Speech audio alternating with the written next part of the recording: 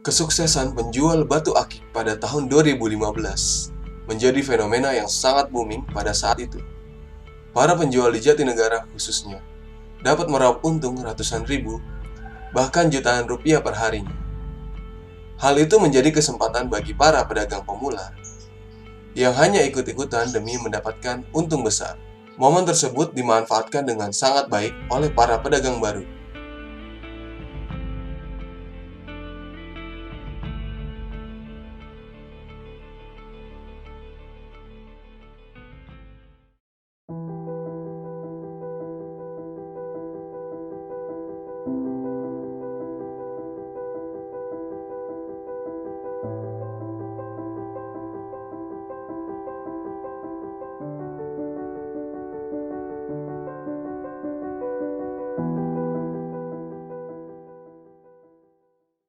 Alhamdulillah di situ juga, jadi makin kesini pengunjung makin banyak lah. Kadang kita juga sampai ngantri lah gitu, sampai pengunjung itu banyak yang ngantri. Terus di situ ya kita juga minta bantuan ke teman buat bantuin kita di lapak gitu. Nah mungkin pas boomingnya batu itu ya, pas ketemu boomingnya batu. Nah alhamdulillah tuh di situ ya pendapatan juga makin meningkat lah gitu, alhamdulillah. Ya kadang sehari mungkin bisa sampai 10 juta. Itu juga kan masih kotor ya, belum belanja yang lainnya lagi. Cuman ya pendapatan alhamdulillah makin kesini makin lumayan gitu, makin omset makin naik gitu.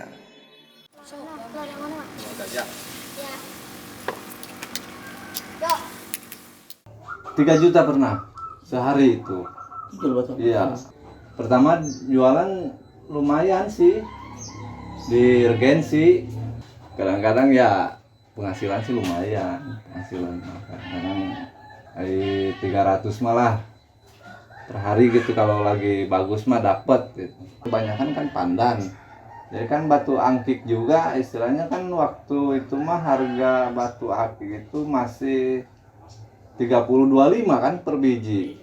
Kadang-kadang kan jual ada yang cepet per biji itu.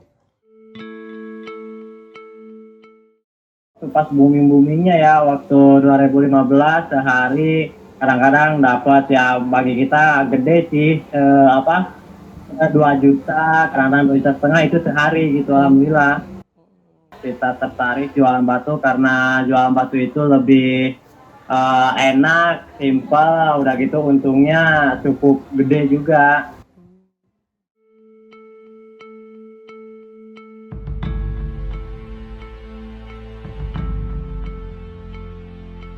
Kisah manis dan kejayaan pedagang batu akik tidak bertahan lama. Sekitar tahun 2016, penjualan batu akik menurun drastis. Tidak seperti setahun sebelumnya yang sangat ramai. Kondisi itu berlangsung hingga saat ini.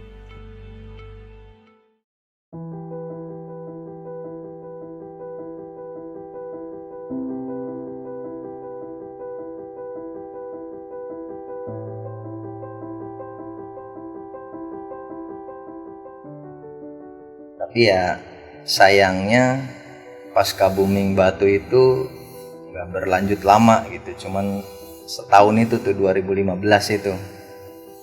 Nah di situ juga ya saya juga stok juga masih banyak, sedangkan jadi pembelanjaan pas boomingnya batu sama pas turunnya batu itu jauh gitu. Makanya di situ jadi yang modal-modal yang booming itu jadi belum ketutup gitu. Jadi pas 2016 itu ya itulah masa-masa anjloknya batu. Itu juga nggak tahu kenapa, apa dari perekonomian apa dari apa kurang tahu ya, bisanya anjlok begitu gitu. Nah pas habis booming itu ya mungkin apa pelanggan juga makin berkurang. Nah di situ untuk yang hobi-hobi sih alhamdulillah gitu ya kan, itu masih berjalan. Itu pas 2016 itu pas masa-masa mungkin baru ini kali ya, baru anjloknya Batu. Jadi ya omset juga di situ sangat menurun drastis gitu omset juga. Ya pas setelah anjloknya Batu ya kita juga akhirnya yang ada malah kita jual-jualin gak sesuai dengan modal yang kita beli gitu. Nah disitulah jadi karena kebutuhan kali ya, karena kebutuhan juga. Terus ya di situ ya mungkin masa-masa ininya lah, masa-masa terpuruknya gitu. Ya dulu kalau waktu boomingnya Batu sehari bisa nyampe 5-10 juta lah gitu ya. Pas udah anjloknya Batu ya, pas turunnya Batu ya, sepinya Batu itu ya kadang kita kan kadang jualan iketan juga, jualan apa, main di polesan juga, main di Batu juga. Jadi kalau nggak ada Batu yang kejual ya alhamdulillah dapat dari polesan. Kalau nggak dapat dari polesan ya dapat dari iketan gitu. Cuman ya nurunnya sangat drastis gitu. Jadi kadang pas waktu rame pas boomingnya Batu itu iketan itu bisa berkodi-kodi kan. Anjloknya Batu ya kadang kita dapat 100, kadang 200, ya tinggi-tingginya 500 lah gitu. Kalau lagi ada Batu yang kejual gitu. Jadi pas turunnya Batu iketan kadang ya cuman laku 2, cuman laku 3. Itu pas baru anjloknya Batu itu.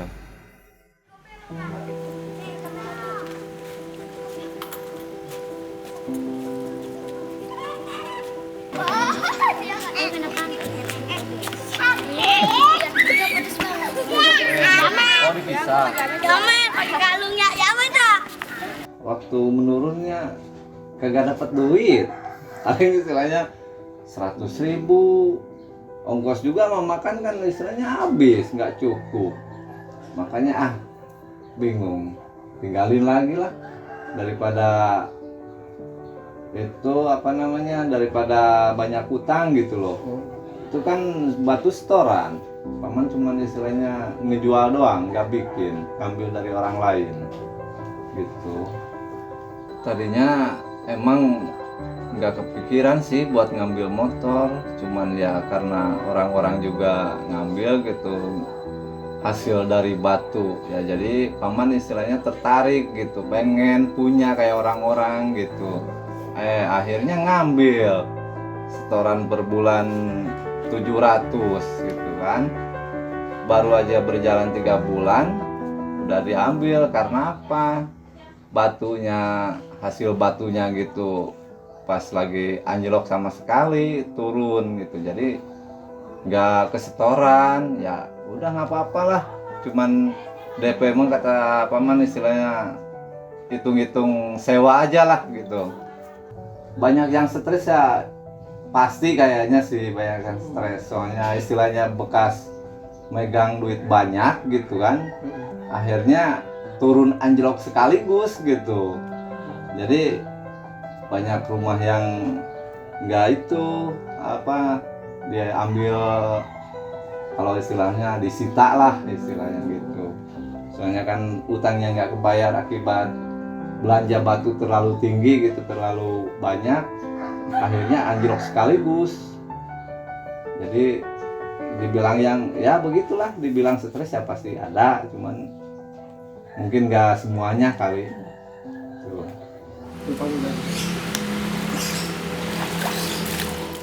Iya ya, pertama Batu booming kan orang yang dari kecil yang nggak punya motor, nggak punya kendaraan, sampai beli 1-2 gitu kan. Itu waktu boomingnya ya.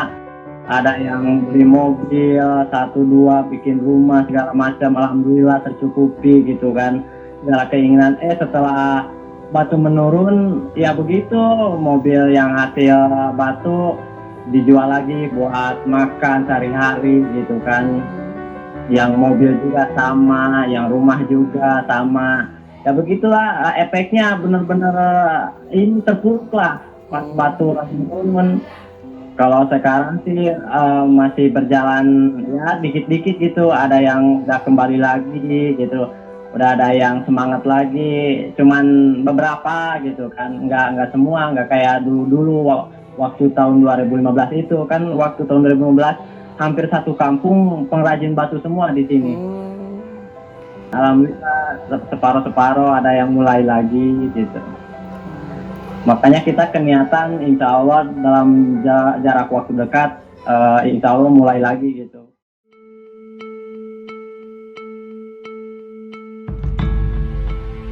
Dampak dari penjualan batu akik yang menurun drastis menyebabkan beberapa dari penjual ada yang bertahan, beralih profesi, hingga bekerja serabutan.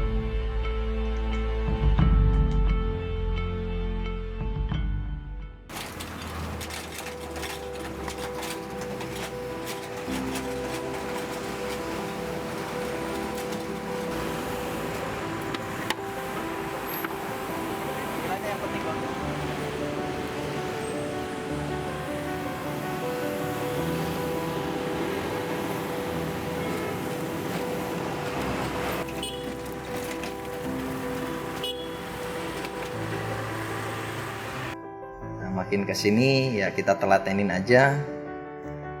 Alhamdulillah, jadi ya langganan-langganan baru pada datang juga.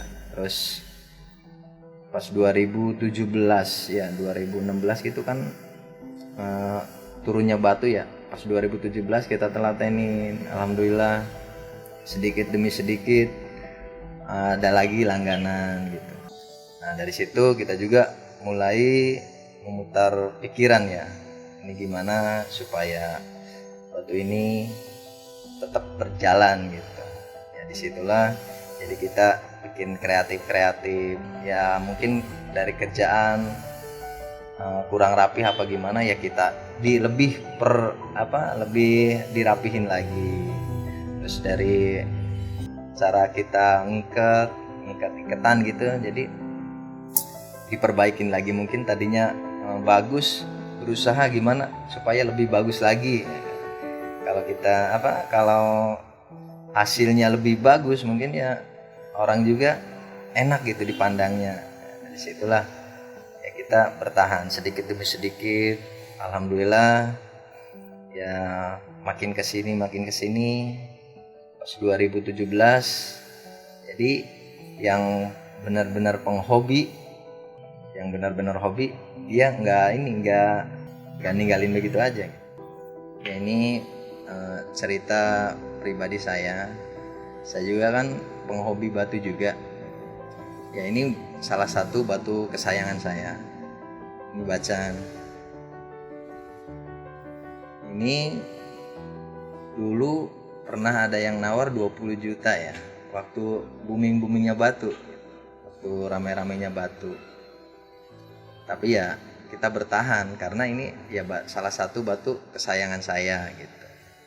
Ya untuk sekarang ya untuk lihat perbedaan aja ya, perbedaan antara booming batu sama sekarang gitu.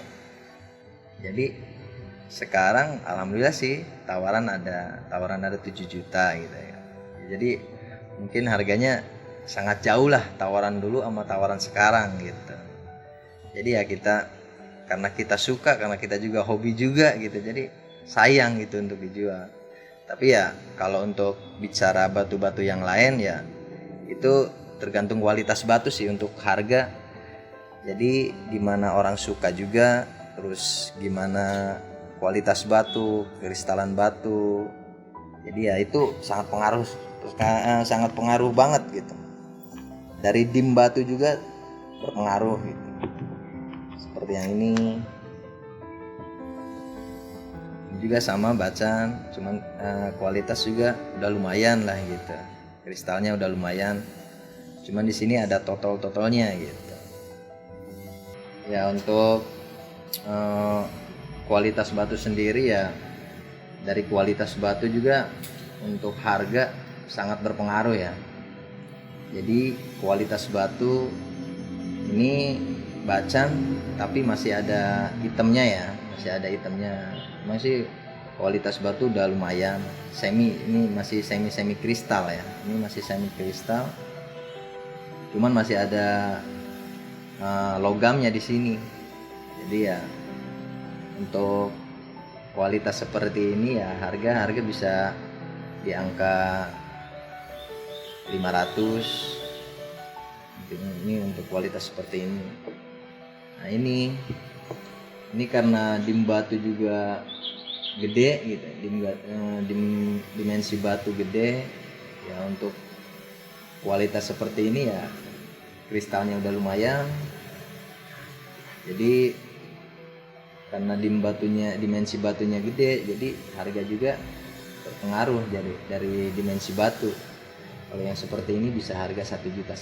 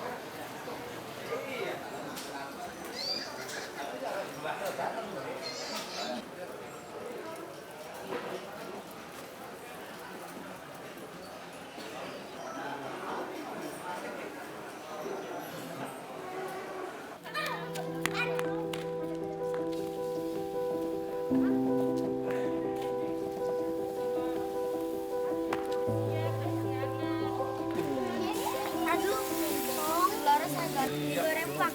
Apa sih? Mau.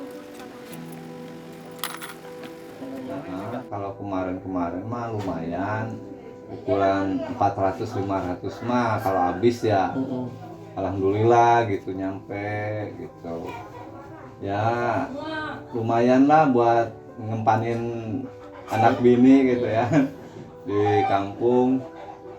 Tapi di sini juga lumayan lama lagi, nggak kayak kalau di kampung kan cuman istilahnya seminggu paling lama. Lumayan lah alhamdulillah gitu. Kalau ngider minimal terakhir Jalan Karyawan 1 Anggaran gitu. Dari sini kan muter dulu Pondok Raja ke Karyawan 3 Karangtengah, terus ke Anggaran Karyawan 1 terakhir itu nyampe maghrib. Itu di situ masih berangkat dari jam 10, pulang ya jam 10 hilang ya lumayan 12 jam ya. Alhamdulillah gitu. Yang penting kan banyak kan nyari duit itu ada artinya. Duit itu bahasa, duit itu doa, usaha, ikhtiar, tawakal. Itu namanya cari duit.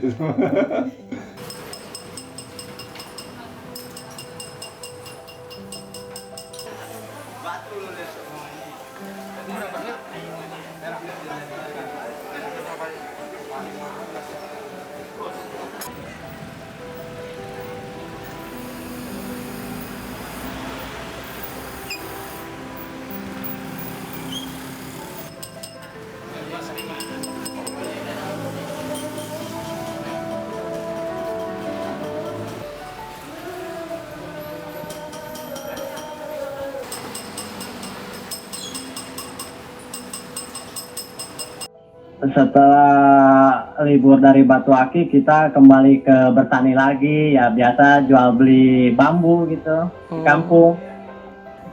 Kalau ini sih nggak ngitung hari ya, soalnya kan bambu itu tergantung pemakaian orang gitu, orang umum lah istilahnya. Ada yang belanja gitu baru, nah nggak kayak ini kadang seminggu 2 kali, soalnya kan kita pengepul jadi bukan pengecer. Paling seminggunya kita keuntungannya kisaran 1 juta gitu kan seminggu. hitungannya minggu lah istilahnya gitu. Ya dicukup-cukupin sih sebenarnya. Cukup-cukupin alhamdulillah gitu kan. Setelah libur dari Batu kita serabutan apa ya, kerjain hidup di kampung gitu kan. Insya Allah dalam waktu dekat insya Allah kita tertarik lagi, soalnya Batu sekarang kan udah mulai ini lagi, mungkin peminatnya sekarang mulai bangkit gitu. Dicari yang antik-antik, yang bagus-bagus, mungkin dari yang baik lebih yang terbaik lagi yang dicari mungkin gitu.